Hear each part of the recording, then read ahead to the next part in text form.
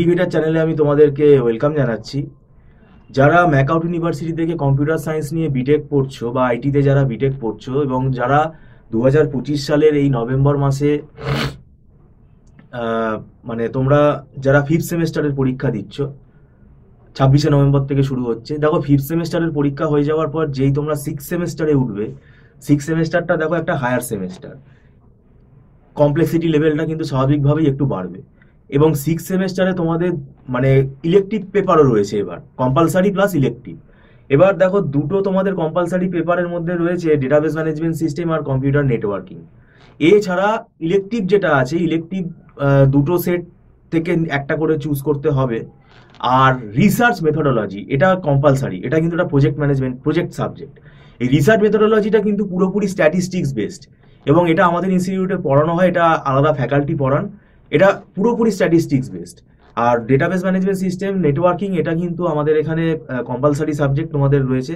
তাহলে দুটো ইলেকটিভ, এদিকে রিসার্চ মেথোডোলজি, 2 2 4, টোটাল 5টা সাবজেক্ট এখানেই কিন্তু হয়ে যাচ্ছে। সেই জন্য তো আমি তোমাদের বলছি যে এই ফিফথ সেমেস্টারের যে পরীক্ষা হয়ে গেলে ডিসেম্বর মাসটা তোমরা কিন্তু যে সময়টা পাচ্ছ এটা পুরোপুরি নষ্ট করো না।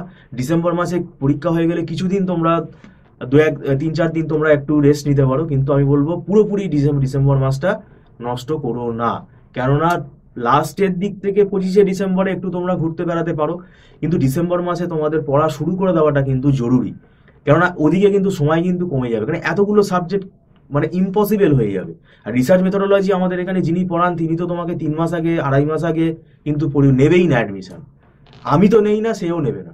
তো সেক্ষেত্রে আমি তোমাদেরকে আগে থেকে পড়ার কথা বলছি, এটাতে তোমাদেরই লাভ হবে।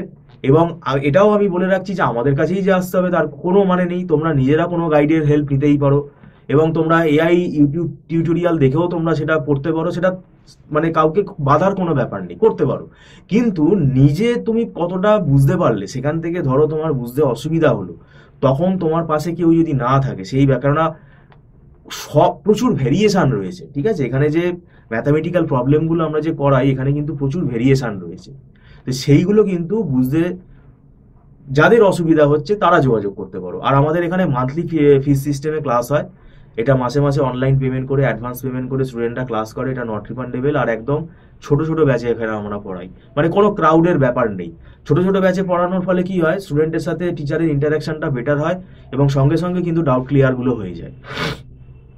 এবং মনে রাখবে, নেটওয়ার্কিং যে সাবজেক্টটা আছে এটা কিন্তু একটা ম্যাথামেটিক্যাল পেপার, এর মধ্যে প্রচুর অ্যালগোরিদম প্লাস ম্যাথামেটিক্স রয়েছে। মানে অ্যালগোরিদমগুলো কি হচ্ছে, মানে প্রোটোকলগুলো আছে। এখানে নেটওয়ার্কের তো আমাদের 7টা লেয়ার আছে, ওএসআই মডেল আছে, টিসিপি/আইপি মডেল আছে। এই মডেলগুলোর যে লেয়ার, সেইগুলোর ওপর সব বিভিন্ন প্রোটোকল আছে, সেই প্রোটোকলগুলোর মধ্যে আবার বিভিন্ন অ্যালগোরিদম আছে। তো সেই অ্যালগোরিদমগুলো কিন্তু না বুঝে তুমি কিন্তু লিখতে পারবে না। যেমন বেলম্যান ফোর্ড অ্যালগোরিদম আছে, ডিস্টেন্স ভেক্টর অ্যালগোরিদম আছে, তো এগুলো না বুঝে তুমি লিখতেই পারবে না। তো সেক্ষেত্রে এগুলো আমাদের এখানে ধরে পড়াই আমরা, এবং আমরা দীর্ঘ 9-10 বছর পড়াচ্ছি।